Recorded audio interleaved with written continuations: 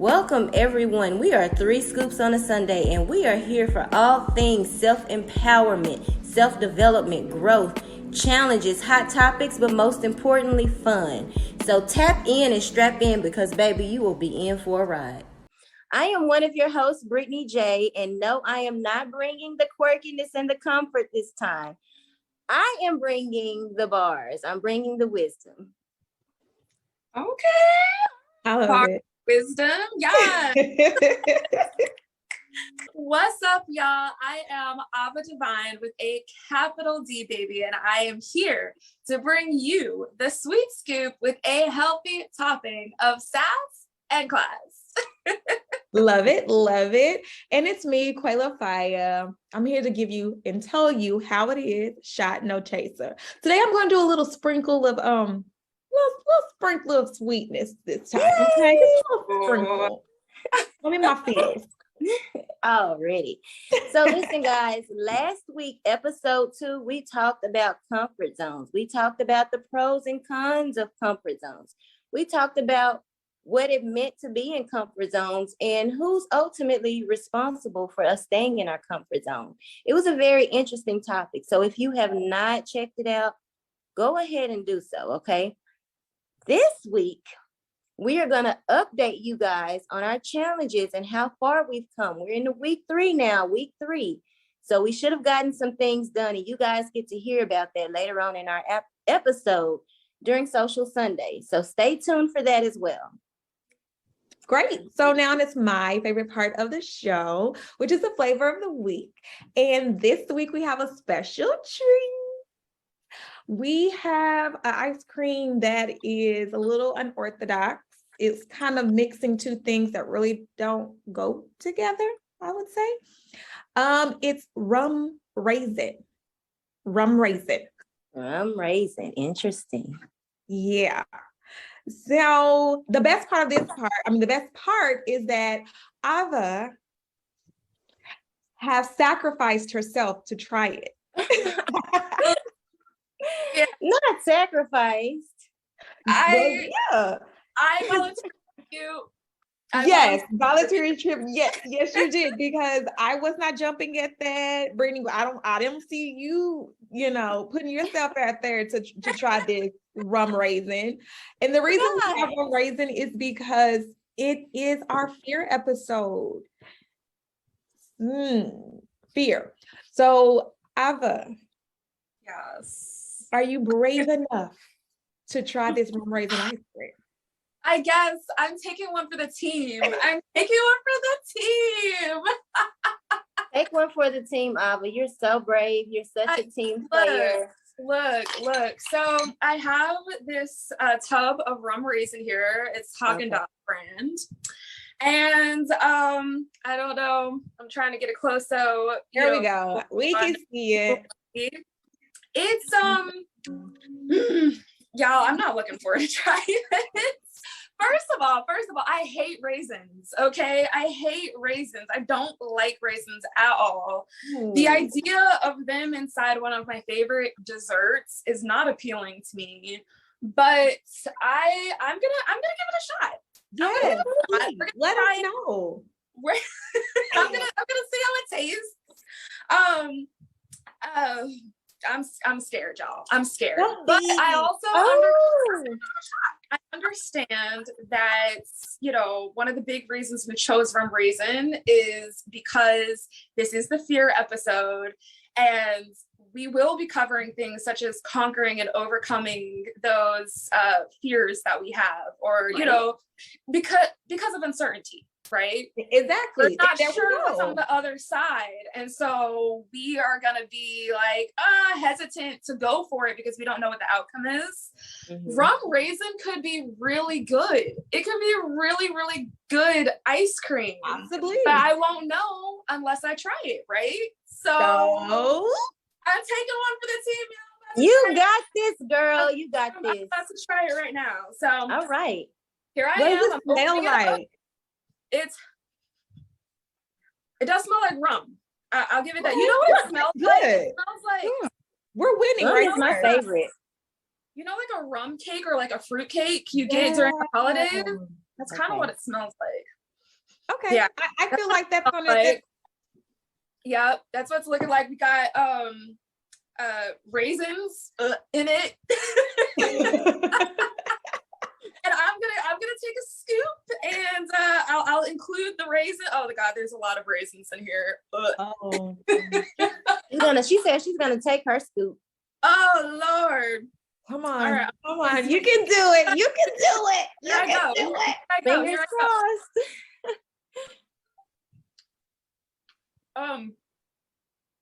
Hey, give me a moment. Okay. Oh, this is funny. He doesn't hate it. You know, I don't hate it. I actually hate it. Hold on. Really? Hold on. I think I need another scoop. Take 2 more scoops. Take 3 scoops. Wait, hold on. Y'all, this Like, shit I'm is really anticipating this. good. This shit is good. Like, I'm not gonna lie. Oh, yes. Shout out to you facing your fear, baby. The raisins are.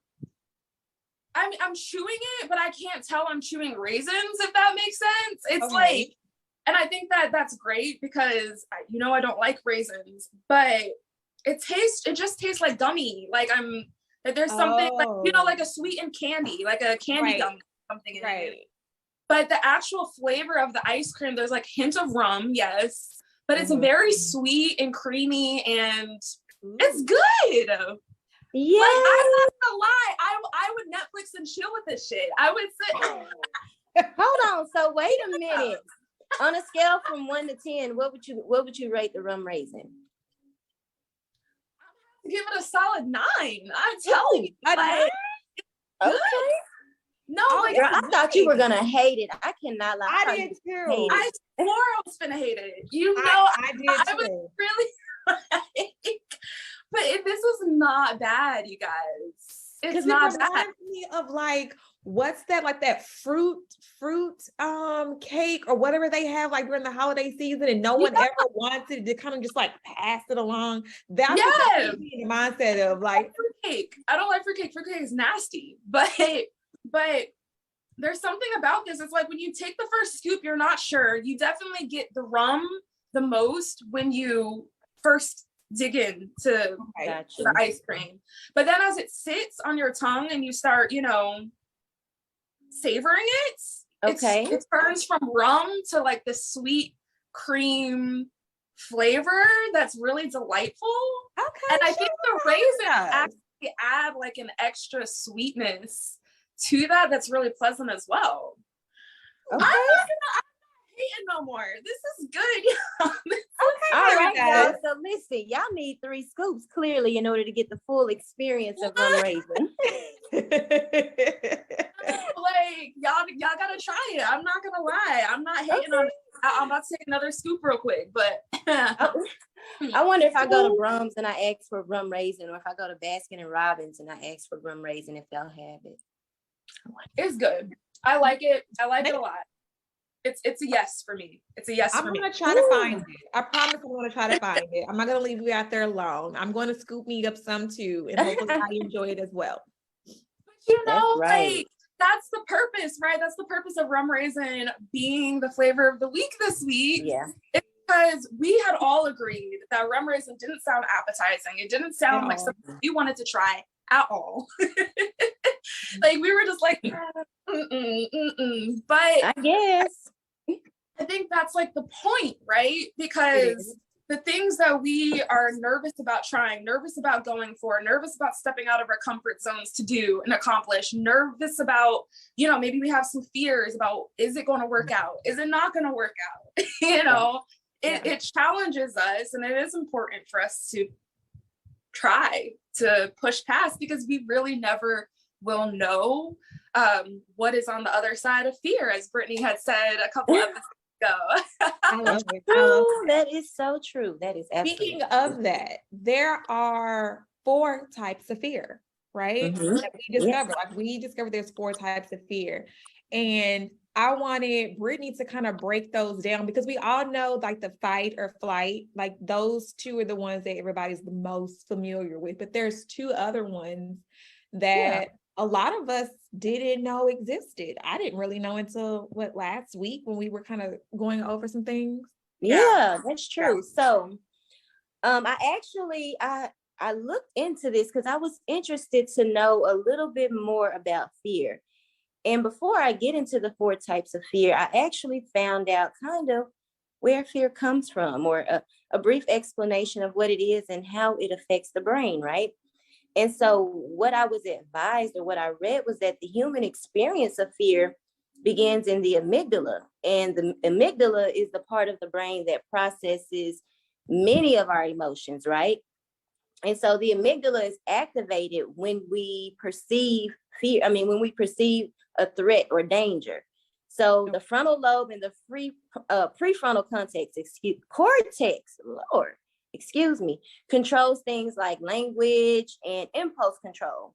So when we experience fear, our brain reroutes most of our energy to the amygdala, which slows down our ability to process in other areas.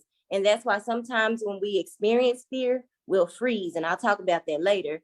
Or it'll make it difficult for us to speak or to make logical decisions or reactions. So, and this is especially true for people who have a history of trauma, because the brain becomes accustomed to experiencing fear. And so more often you will see things as a perceived threat when it may or may not be, in anticipation of danger, right?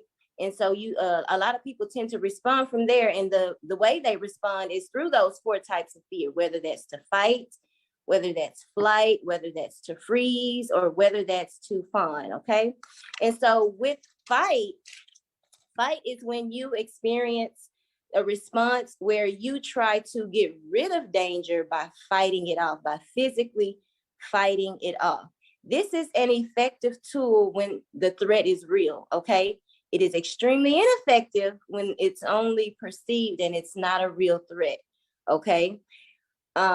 Which leads us to flight. Now, if you perceive a potential threat as something that you cannot physically fight off, something that you cannot defeat or cannot get rid of, then the most effective tool in that instant could be to run, flight, to leave, right? Try to escape danger. And this is effective because okay, I'm not about that life, so let me move and exit stage. I'm just saying. All right. And then another one is freeze. Okay. Now, I was telling the ladies at one point that when I was growing up, we were taught that whenever we saw a dangerous or a threatening dog, to just immediately freeze. Don't move, just freeze. When you freeze, the dog will eventually walk away. And it actually worked for me quite a few times. So freezing is when you actually perceive a threat and you decide to pretty much make yourself invisible, almost pretend like you're in an invisible bubble. A lot of people who experience like social anxiety actually do this, where they will not move, they will not speak until the perceived threat has gone away. And then the last one, which is fairly new to me, which is fawning. Fawning is more about people pleasing. And you'll find that people who use fawn as a fear response are usually those who are in abusive situations. Now, this is not the case for everybody who uses this, but it's where you try to prevent someone from causing you harm in any manner or any capacity by trying to please them, by trying to do things that'll make them happy, by trying to make up for whatever it is that you think they could potentially be upset. So these are the 4 types of fear. And I kind of want to ask you guys, like, does any of them resonate with you, or do all of them resonate with you, where you may have used different fear responses in different situations?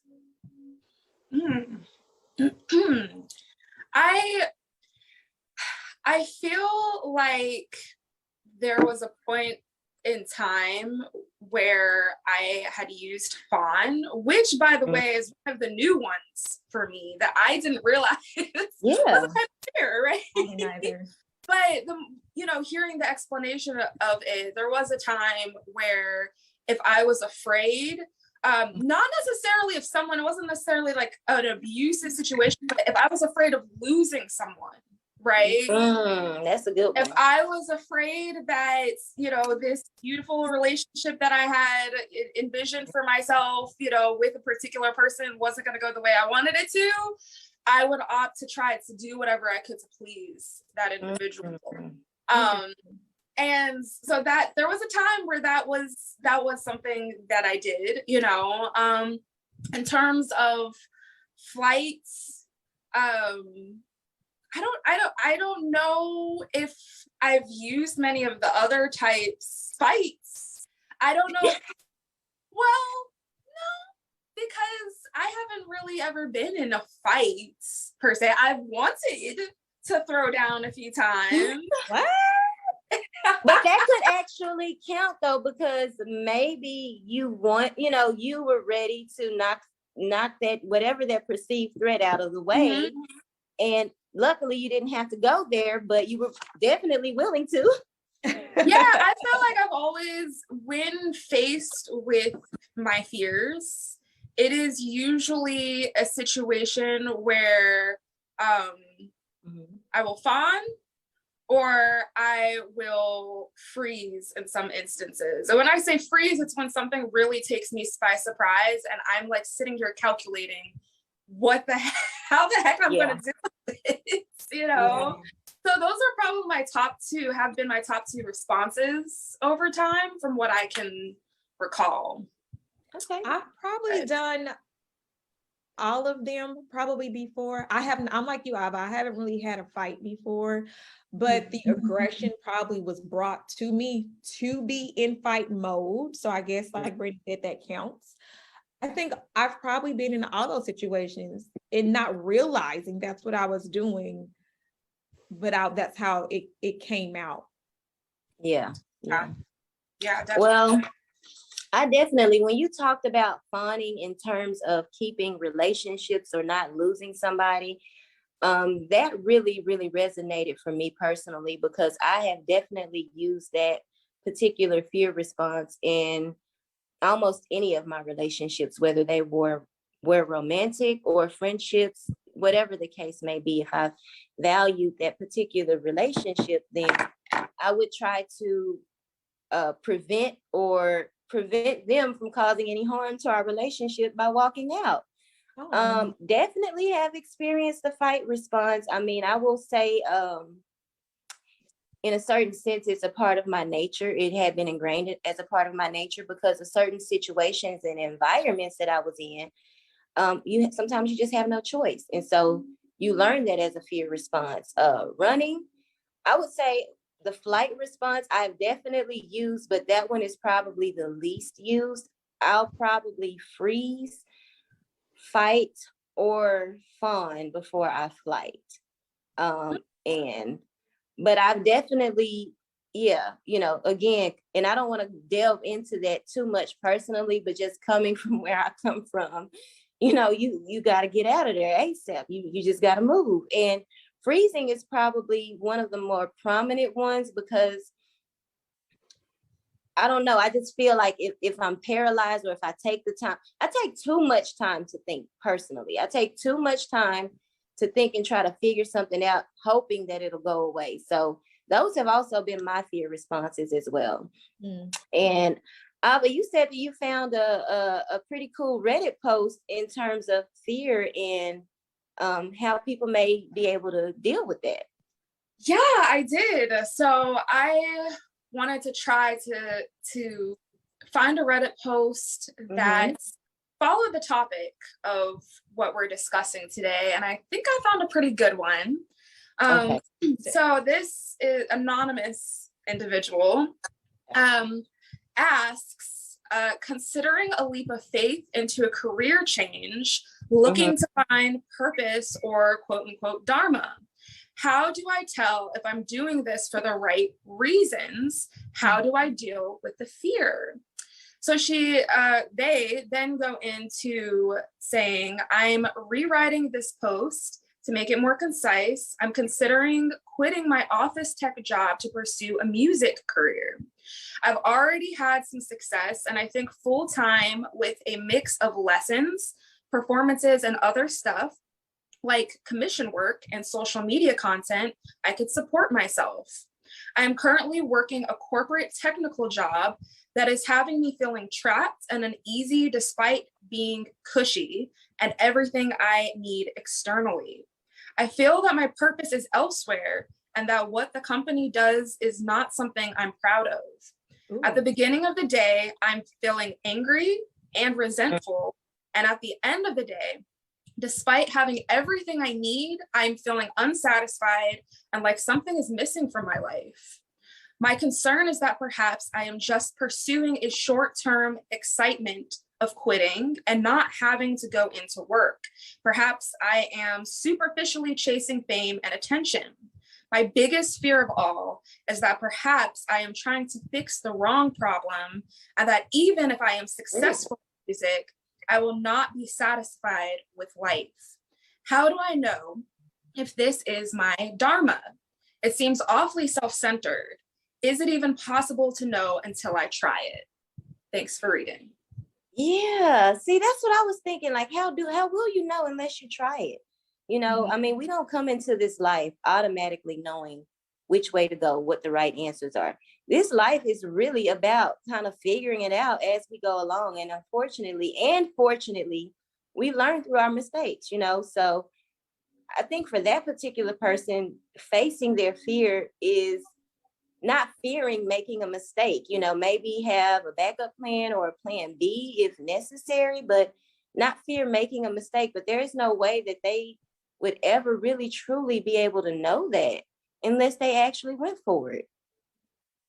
It's true. It's true. I think it's one of those things as far as, are you really scared of the career change, or are you scared of the possibility of not being happy there either? Like, where does your actual fear lie? Because it sounds like she kind of, or he has his mind made up when it comes to the job they're currently in. They just, everything about it is just terrible. Right. Nothing lines up with them personally, I should say. Right.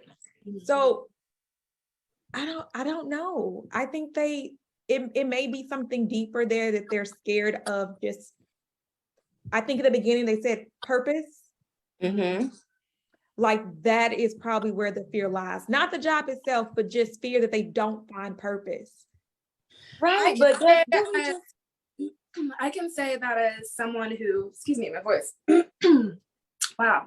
I can say as somebody who took a leap of faith from a career that I enjoyed, but did get a bit draining after a while. You know, I was a flight attendant for 8 years, but I really felt like my purpose, my calling was to help people, assist people, you know, on their life journeys, on their life paths. Yeah. And I had come to a point where I needed to make that decision. This was during the COVID season.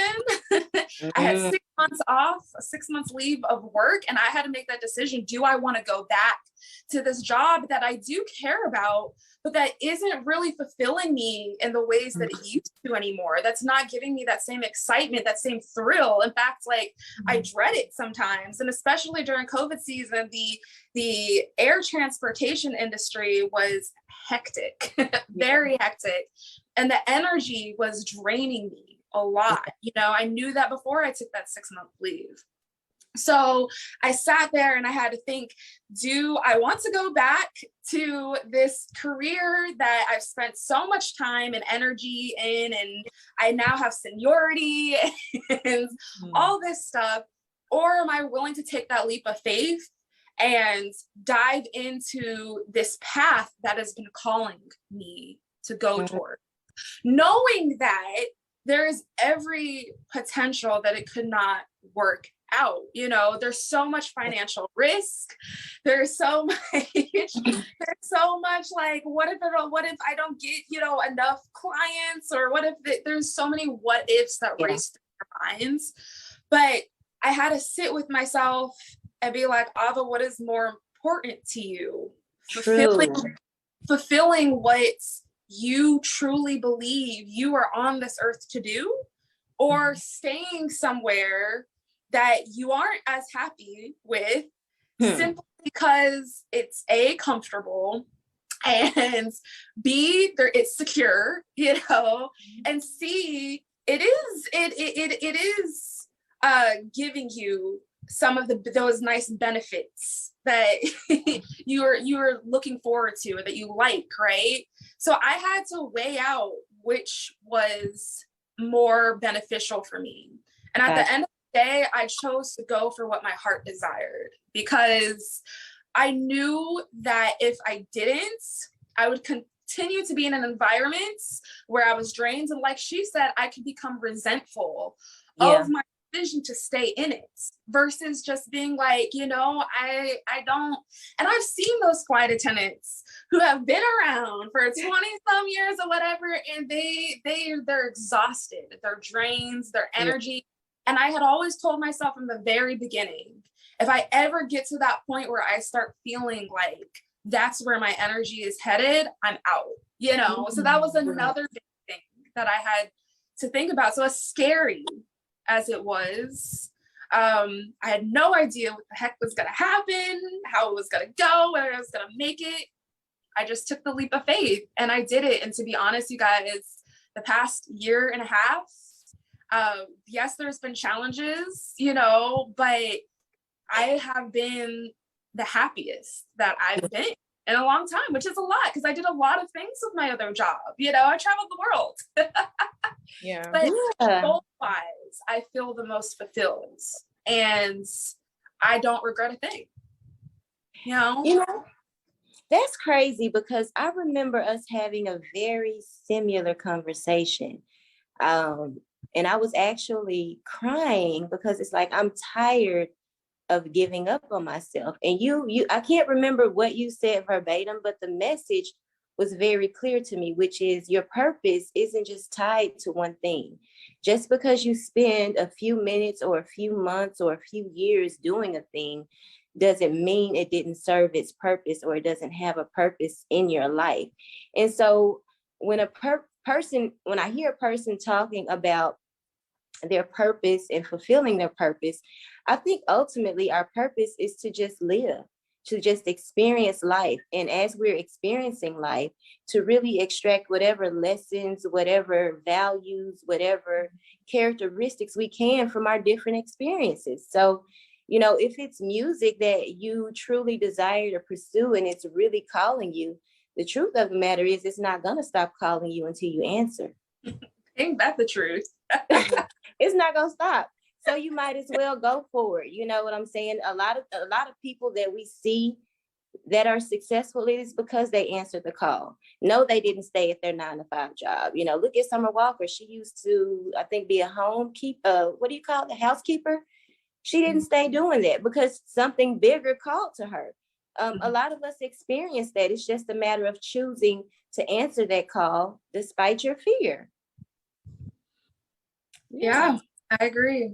I feel like if you find your purpose within whatever you do, even if she goes or he goes into music and don't feel the necessary, like, this is why I'm here. If you just enjoy it and like Brittany was saying, you just live in those moments. You will be able to find a happiness and a joy because that's what you love to do. You're giving of yourself something that you were not able to do or you didn't believe in at the job that you were currently in. Right. Eventually, through that, you will find some type of sense of self or grounding. And fulfillment. Absolutely. I agree with you, Quayla. You're dropping them bars today, girl. Yeah, I don't think you should just go in it trying to find purpose. Right. You are the purpose. Yeah. You are the purpose. Your mere existence is purpose enough. Your mere existence supports every other living being on this planet. So a lot of times we try to find our purpose, and our purpose is to just experience, to live life. So whether you feel called to do one thing and you do that for the rest of your life, or you feel called to do many things, those things are experiences that teach us, but those things are not necessarily our purpose. Yeah, absolutely. But, one of the things that I'm really curious about in regards to this individual who had put up the Reddit posts. And if I had the opportunity to ask, I definitely would be like, where does the roots of that fear come from? This is something I ask my own clients on a consistent basis is, have you addressed the root of the fears that you have, right? Sometimes we acknowledge that it is a fear, but we skip over doing our due diligence to investigate what those fears, like where they come from, what are the sources, right? So I feel like that's another interesting topic to discuss here is how do we address the roots of our fears? That's like one of those deep breath type of questions, like right. You got to take a moment to really think about that, because it's like you have to ask yourself, like, why am I truly afraid? What is making me afraid? Is it something, what is it that I believe about myself and the world around me that has me afraid? And is it valid? Is it really valid? Or is it something that I've made up to stay in my comfort zone? Yeah. Fear, baby, fear. She is the beast. I actually was looking on Reddit though, right? And I saw a comment that really put fear kind of in perspective for me as well. And I want to share it with you guys to see if maybe how it resonates with you guys and the audience as well. Y'all let me know, okay? So it says, fear is just a lack of understanding. So it's acting as a placeholder for understanding. Fill in the blank and your comprehension will become complete. It's the unknown that's triggering the ego to panic for what it doesn't understand or feel comfortable with. The ego is averse to change as it prefers familiarity. What do you guys think? Yeah, I can see that. Absolutely. Me too. I can see that too. I know that when it comes to understanding the roots of your fears, addressing them, right? Mm-hmm. It's I almost want to say it's intimate. It's an intimate thing because it really causes you to have to face yourself, and not always the way you want to face yourself, right? And it might stir up things that you would have rather left in the past. I know whenever I have to sit and do that deep, some people call it shadow work, reflection, where I have to think about, okay, where is this stemming from? Where's the source? And it takes me into these levels. I try to go as far back as I can remember when I felt that point of that particular fear, of where something, a particular situation, for instance, sparked that within me, right? And then I'll remember something and think that was the root, but then something else even earlier comes forward as I'm facing it, as I'm thinking about it. I'm like, oh my goodness, like this is where it started. This is where it began. And then that's when you start noticing a pattern in your life, right? A pattern of many singular instances where these fears have sprung up and caused particular actions, caused particular worries, caused you to not go for that thing that you really deserve or that thing that you really need, that has held you back in some way. You realize all of this.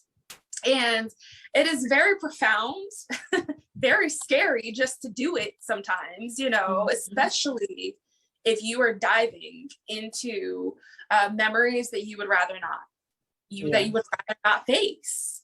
But could it be worth it to do that work? Absolutely. I think so. I would say absolutely yes. Absolutely yes. See, you got me all teary here because now I'm trying to think about some stuff and I'm like, but really, because when you think about particular fears, like we all have like Like I have a fear of bugs. I have a fear of bugs because they're creepy. Like I don't really need to dig deep to find out why. I'm just gonna stay away because I don't like that. But those ones that like you said, like have a deep rooted something tie.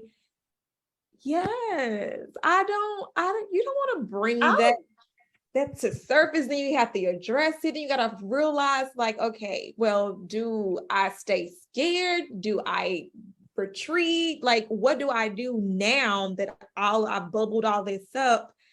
Right. What do I do with it? Like, what do I do? Right. And you want to know something else that's really interesting about that too is I don't think every fear you can trace the root. Right. For instance, that's true. right, I have a deep seated fear of swimming without holding my nose. Like a deep fear. I am petrified of my head going underwater. I don't have anything holding my nose shut. Like, and I cannot for the life but I can feel you on that. Tell you where that comes from. It makes me think: is this a past life thing? Is this right. a genetic trauma that has been somehow synced through the DNA? Like, I don't understand where that comes from. So there are fears that you can source, and you can figure out where that stems from. And then there are some where you're just like, I'm sorry, I can't tell you why. I don't know. I mean, that's the same thing with heights, right? Because some people don't have a fear of heights because they fell off of something, or that they just have that internal fear of they know of the risk or what could possibly happen. Not a personal experience, but maybe something that they've seen or been kind of. That's very true. Yeah. Mm-hmm. One pattern I noticed with myself is that a root of a lot of my fears has come from a lack of trusting myself, has come from me not feeling like I can trust myself. And so one of the ways that, I try to deal with that is by rebuilding that trust within myself. But Ava, to your point about the nose thing, like I've actually been underwater without pinning my nose together, and I've had water go up through my nose, and I'm like, I'm literally still holding my breath. And so now I do not, especially in deep water, I don't go underwater unless I'm holding my nose. Dramatic. No, seriously, because what it does is it, to me, it's one thing if I have my mouth closed because there's no water coming in. But if I start feeling that sensation of water going, my brain kicks into, you are fucking drowning. Like, blow it out, like breathe out your nose. But you can't tell me that. Everybody has told me all of this. Trust me, it is a trigger in my mind that I don't know how to overcome. I will panic. I don't know how to not, like, okay, here's another crazy scenario that happened to me recently. My mother I was having sinus issues, and she wanted to, use that nasal spray on me. And I was like, nope, I don't want it. She's just like, what are you talking about? You don't want it. I was like, I don't want any type of liquid, anything up my nose. The actual spray for like the neti pot thing, like the actual spray. Yeah, so it's like it's spray. Okay. Now, neti pot you could never get me, but I was willing to try it. But as soon as the tip hit my nose, I was like, no. And she's like, let me just spray it to the air and then you can breathe it in. Like, I could hardly do that. It was the whole factor of there was liquid that was going to be in my nose, even if it was like a vapor mist thing, is the fact that I couldn't get past that in my mind. I couldn't get past the mental states. I'm telling you, it is a fear. I have no clue where it came from, but it has been there since. I think it's real. I think it's valid because you can still get fear of liquid in your nose. Yes. Well, it's just it's a different feeling. Like, it's very, very uncomfortable when water starts to creep up in your nose, especially you're already holding your breath, or if you dive into deep water and you're not holding your nose and the water gets in, it's scary. I've had that happen to me before, so I can totally relate. a swab, a nasal swab, I mean, it doesn't feel comfortable, but whatever. Like, I don't care. Like, tissue, whatever, up my nose, I don't care. But you try to, we're done. We're done. We're done. Okay, guys. Just stay in the shallow end, please. Look, or just get a nose clip. They got nose clips. I'll be fine with a nose clip. Okay, get a nose clip. I can imagine you with a nose clip on your nose while swimming. And like a little piece of like sunscreen right here on the forehead. On the nose. It'll have to be a cute nose clip, but I'll make it work. I'll make it work. Okay, I mean, so we've gone a little bit in depth with the root of fear.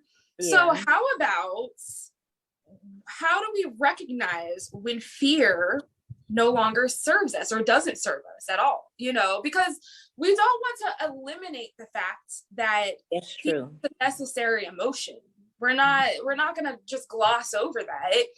Fear is necessary. Okay, wait. I have a question though, because I was thinking about this and I did not have a resolution for myself. So I want you guys' opinion. Okay. People who are like fanatics, like who think the world's going to end tomorrow, the people who do like the conspiracy theories. Okay. Hoarders who feel like they get rid of something that they're going to need it for something at one period of time. Like how does that, where does that fall on the spectrum of fear? Ooh, well, I would probably put, especially, I'm a bit of a conspiracy theorist. I'm not extreme, but I listen to you go down the rabbit hole and it consumes I do go down the rabbit hole, but ultimately, I feel like these things are more of a perceived threat than an actual threat.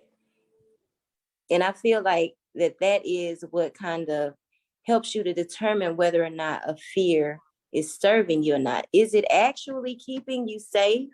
Is it an actual threat to your being, you know, or your livelihood? Or is it more perceived? Is this something that it can happen? I mean, anything can happen, but is it something that's really likely to happen and that you should focus your energy and attention on? Or is it something that you are concocting in your mind and allowing it to grow? I don't know, because I feel like I almost feel like a lot of those types of fears too could be categorized under fights. Because like Brittany says, a lot of them could be perceived fears. It's like you perceive that if something happens, right, that something else is going to occur. Not that it actually will, but or that there is an immediate threat of it being the case, but that you in your mind have perceived that this is going to be the case. So how do you respond? You fight for your belongings, you know, you fight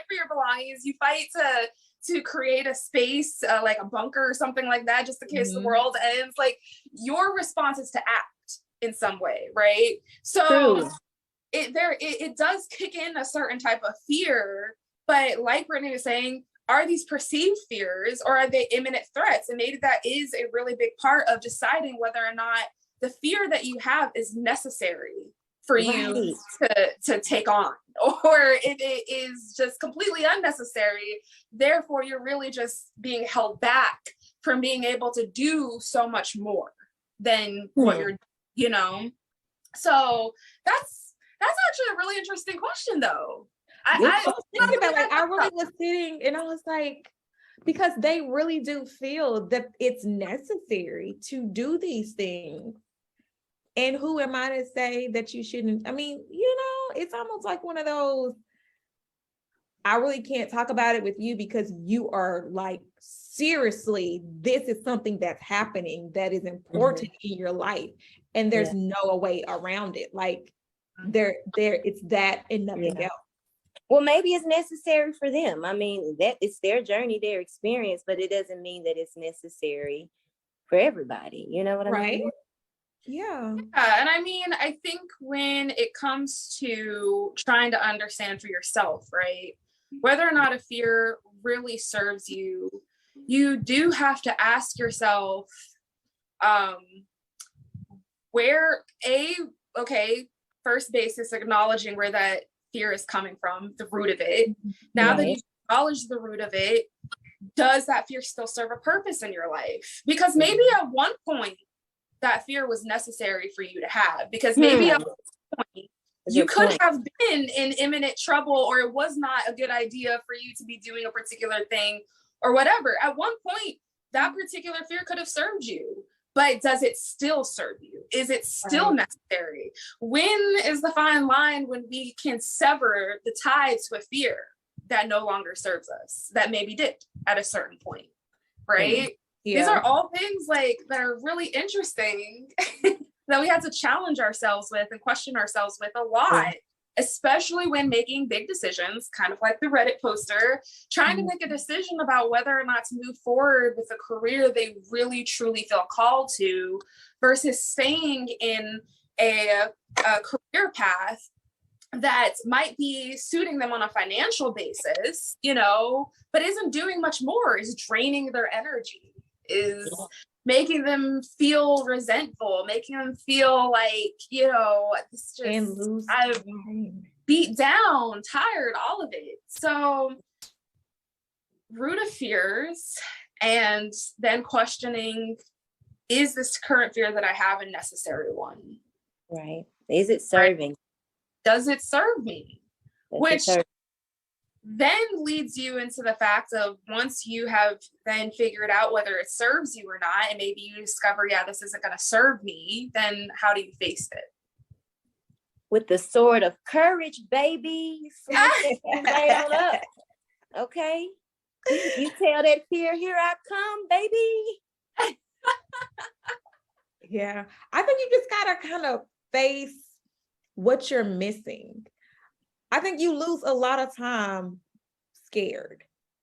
Like, time just kind of continues to move and hold you back. And it may have started with an hour of you going down a rabbit hole, and now you found something else, and now you've lost days, weeks, months, and here it is, years, and you've lost so much of time where you could have spent that with things that really do serve you.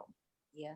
And I think it's important also to add on to what you guys are saying. It's really important to be in tune with what do you value the most, because that'll help you find the courage to face whatever fear, you know.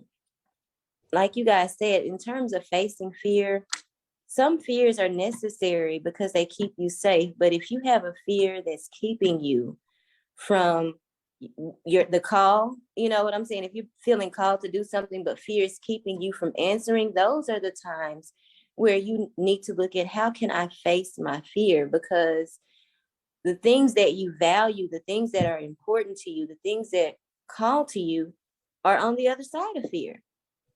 Period. Yeah. Yeah, it's true. It's true. I mean, it really does take some courage. For sure. And support. I think you really have to have some support to fight that fight. Like, yes, you may have gave me a sword, Brittany, but if I can't swing it, it really doesn't help me. But we're always supported. You feel? No, I'm not saying that you're not supported, but having people who will pick you up if you fall after you face that fear, or to pat you on the back to let you know it's okay to try again, or to let you know, yes, it's fearful, but however, you got this. You can still be fearless when entering in this. Like, it's okay. I agree. I do think that having a great support system in place to help you through that is super important. However, I do understand that there are a lot of people who don't have that type of a support system in place. And for those individuals, how can they do it? How can they face the fears that they have with lack of support? That's actually that's That's a real deep thing to think about. When you don't have a support system, when you don't have people egging you on and being like, hey, Right. you know, keep going, da, da, da. How do you come out from that? How do you pick yourself up knowing that it's kind of just you, even though it's not just you, you know, Right. kind of just you. How do you overcome your hurdles, your blocks and walls of fear that have been created? You know, when people do like the vision boards in the beginning of the year, Mm-hmm. I think that's kind of how I would set it up if it was just me. I would put up something to look forward to, something that I'm pushing myself towards. Because at the end of the day, like you said, if it's just me who I'm doing it for, and I'm the only person who has my back, I have to give myself some type of motivation. I have to probably reward myself for doing it. Set up some type of processes that's going to keep me getting on that outside. If you tell yourself to do it, when you don't do it, you can start making excuses because nobody's holding you accountable, right? Yeah. It has to be something in place that's going to motivate you to keep moving forward. Yeah, like celebrating yourself. You know what I'm saying? Celebrating the small wins and the big wins. You're not going to always have people to support you. You know, you're not going to always have people to recognize what you're doing or to cheer you on. Sometimes you are a one man or one woman army. So you have to adopt a mindset. Like, I'm going to be 10 toes down for myself, no matter what. No matter what anybody thinks, no matter if anybody's cheering, I'm investing in myself. I am betting on myself. Yes. And eventually the world is going to see what I'm talking about. Yeah. And I think that your perseverance, your willpower factor in that, because you have to want better for yourself. You have to really want what is waiting for you on the other side of that wall of fear that you've built for yourself. If you are going to just sit there and be like, oh, you know, I do want that, but I don't know, my little comfort bubble it's feeling nice. I don't know. You can stay there if you want to.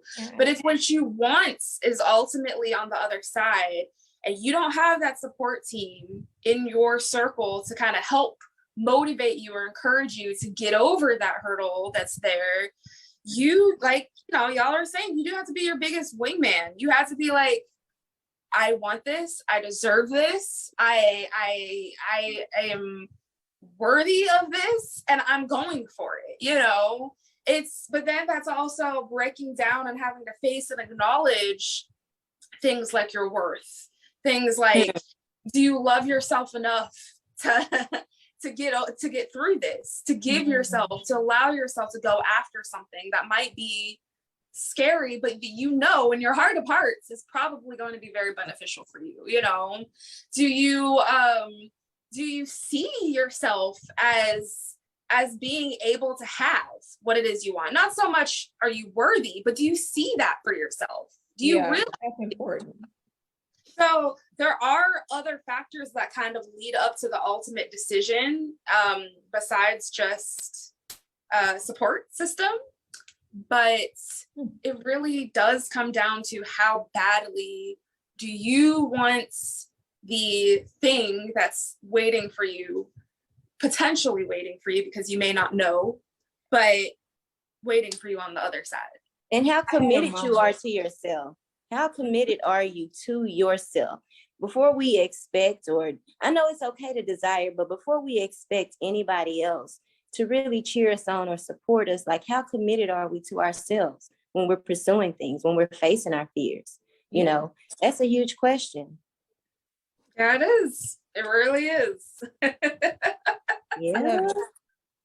Yeah, I mean, this has, I feel like, been a very enlightening and good conversation about fear.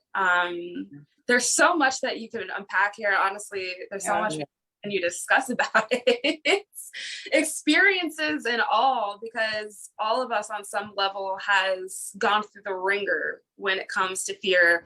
Both going through the ringer. How about that? Okay. Currently. You know. Woo! It done got hot in here talking about that. I mean, shoot. Well, like that's what I said. Mercury Like just retrograde, thinking okay? about this, I'm like, okay, wait a minute. No, but this conversation like resonates so much on a personal level. And you begin to see like how your fear responses have affected your life in both good and bad ways. Or just see yourself from an objective point of view. Like, okay, yeah, I can see why I was afraid or how I responded to this and what kind of fear response this was. You know what I mean? Mm-hmm. Yeah. I like currently in my current situation, I think that I think I'm freezing. Wow. I think I'm freezing. Yeah, maybe it's just because I don't want to deal with it either way. Because if I fight, that means I have to go through something. I have to address it head on. If I try to fawn, I still have to address it. I still have to interact and have like this encounter. But if I just freeze, I don't have to do anything. You know? I feel you, Flayla. I feel you. And it makes a lot of sense because it's almost like I'm waiting for this potential threat or this perceived threat to just scurry along. Yeah. To realize I'm not even here. I'm not really here. So just scurry along. Move right along. Oh, I would say in my later years, like especially once I've gotten in my 30s, my biggest fear response has been fawning, you know, because I'm tired of fighting, to be honest with you. I don't even want to fight. Like, I don't even want to tap into that energy. So I fawn. If I do respond, it's usually fawn or flight. Interesting. Well, this has been a really great conversation, ladies. Okay. But guess what time it is? It is time for Social Sunday. It's Social Sunday time, y'all. It is Social Sunday time. Okay, I'm ready. Yes. For those of you who are just joining us, who are completely new to Through Scoops on a Sunday, Social Sundays is our version of a social experiment in which we challenge ourselves for growth and empowerment. This month, we have been giving each other challenges, lists of challenges, actually, that we have been, what do you want to call, customized and tailored to each individual to help us to grow and to push ourselves out of our comfort zones and things of that nature. So we're going to give you guys a sweet update on how those challenges have been going. This is week 3, right? Week 3? We're week 3. Week 3. We sure are, week 3. So Quilla, let's start with you because you got my list. I did. Look, I feel like I'm kind of killing it. Like I have a lot on my agenda for that's like coming up, but I have done some things. So what I have done is I started my fitness challenge today. Started my fitness challenge. I'm gonna have some muscles soon. I'm gonna show y'all my muscles. I bought. What you buy, girl?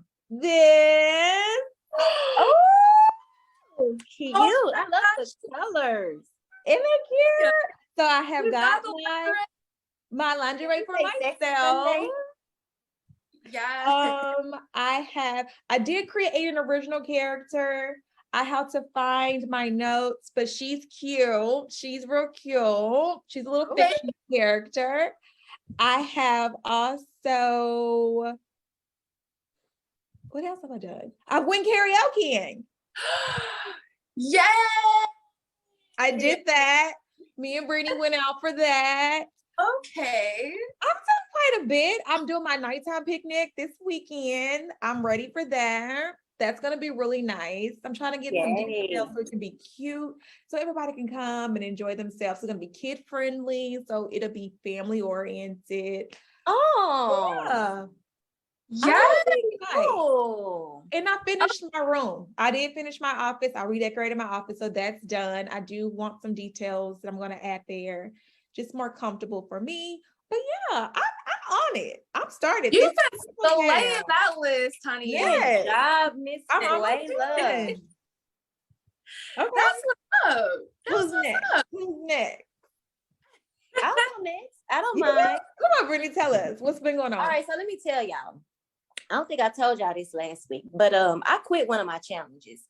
And I actually have a whole 3-minute video explaining why I quit. And the challenge that I quit, no, hear me out. Because I gave it my best shot. I did try. And the challenge was to wake up at 6 a.m. every morning. And so I set my alarm for 5:50 every morning to get up. And so the reason why I quit is because I found myself more tired having to wake up to that alarm at the exact same time every day than I would if I just allowed my body to naturally wake up at its normal time, which can range anywhere between 5:30 to 7 o'clock. So I'm sorry, y'all, but I conceded to that one. I did. And if you want to hear more about it, check out our stories because I will be posting this. Don't be sad. I will be posting this. Did you just give up? Like you're not gonna try again? Like I'm concerned because this is the challenge that I gave you. Let me tell you, I woke up at 5. It's 11:11, but I woke up at 5 something this morning. Like my body wakes up early, but that alarm clock has me ready to fight. Okay.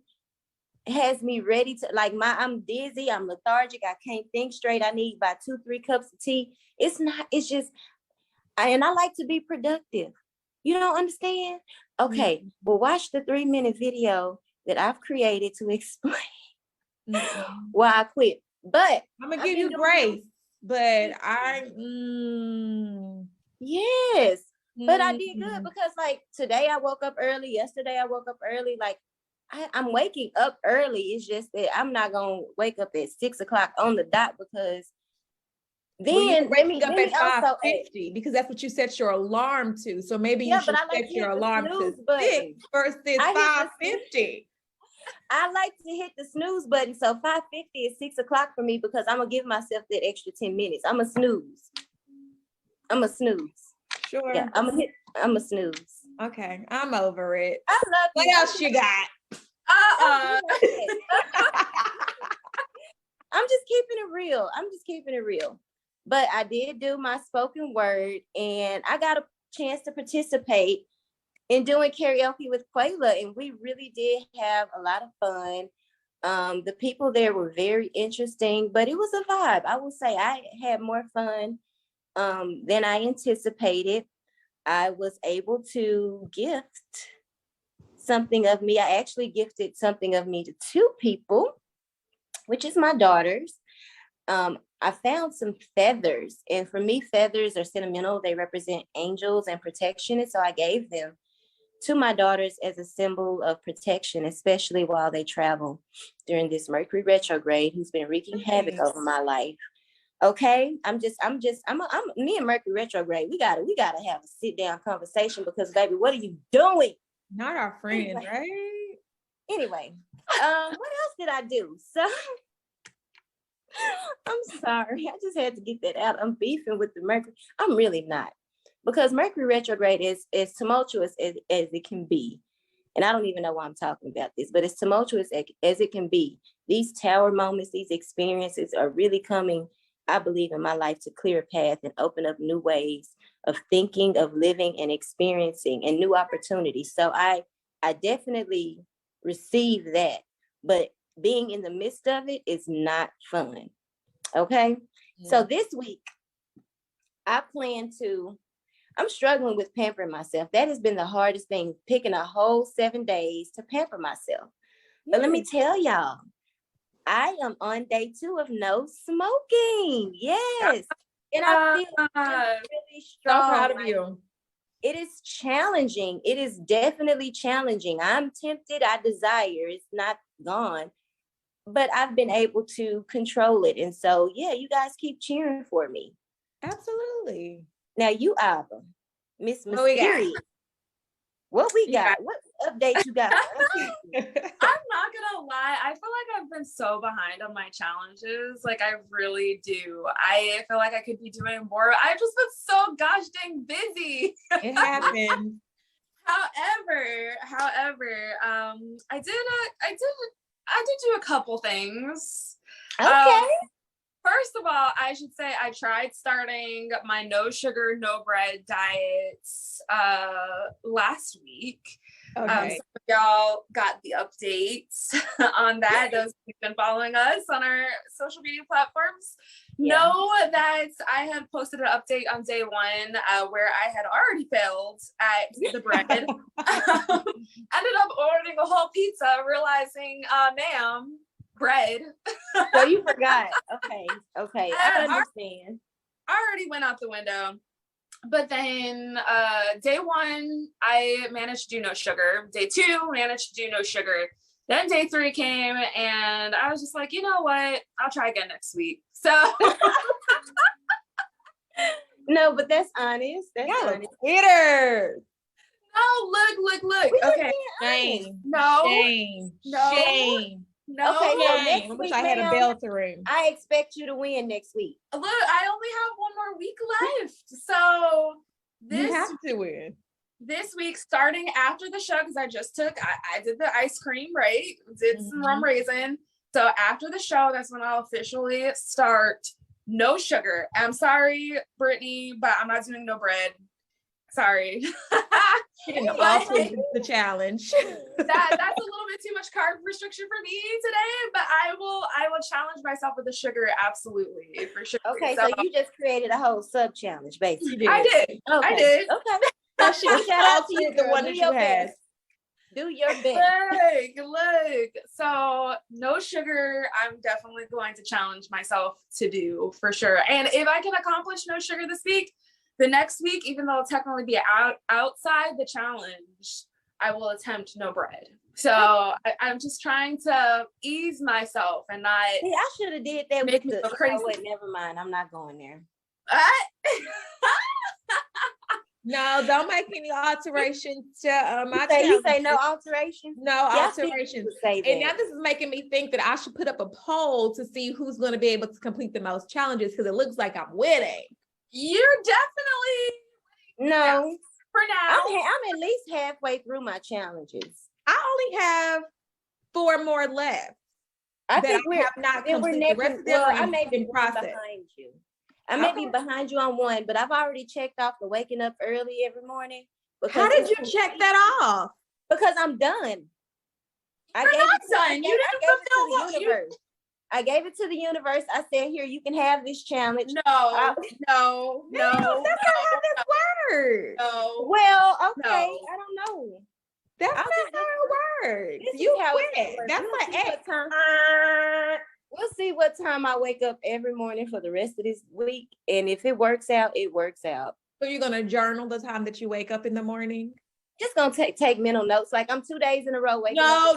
No. We're not taking mental notes because your mental might create numbers that were not there. Let's actually write this down on paper to make sure it's consecutive, because it's supposed to be I'm honest, ma'am.